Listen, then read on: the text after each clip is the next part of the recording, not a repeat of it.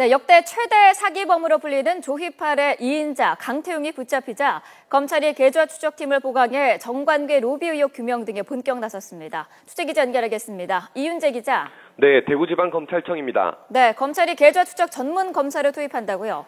그렇습니다. 검찰 수사는 조희팔 생존 의혹과 정관계 로비 의혹, 은닉재산 확인 등 크게 세 갈래로 나눠질 것으로 보이는데요. 대구지방검찰청은 조 씨가 빼돌린 돈을 확인하기 위해 대검찰청에서 계좌 추적 전문 검사를 투입하는 등 계좌 추적팀을 확대 운영할 방침입니다. 계좌 추적팀은 조 씨 일당이 부동산이나 투자자금 등으로 숨겨둔 돈의 위치를 파악하는 데 집중할 계획입니다. 또 조 씨 일당의 검은 돈이 검찰이나 경찰, 정관계 인물에게 뇌물로 건네졌을 가능성도 염두에 두고 수사를 벌일 예정입니다.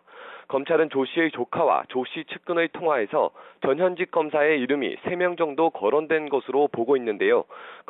계좌 추적과 통화 녹취 등을 통해 수사를 확대하고 있습니다.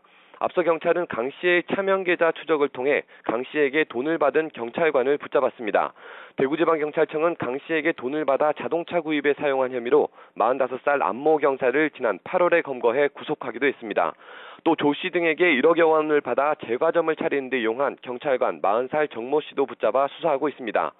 두 명의 경찰이 추가로 붙잡히면서 2008년 조희팔 사건 이후 비호 세력으로 드러난 검찰과 경찰은 모두 8명으로 늘었습니다.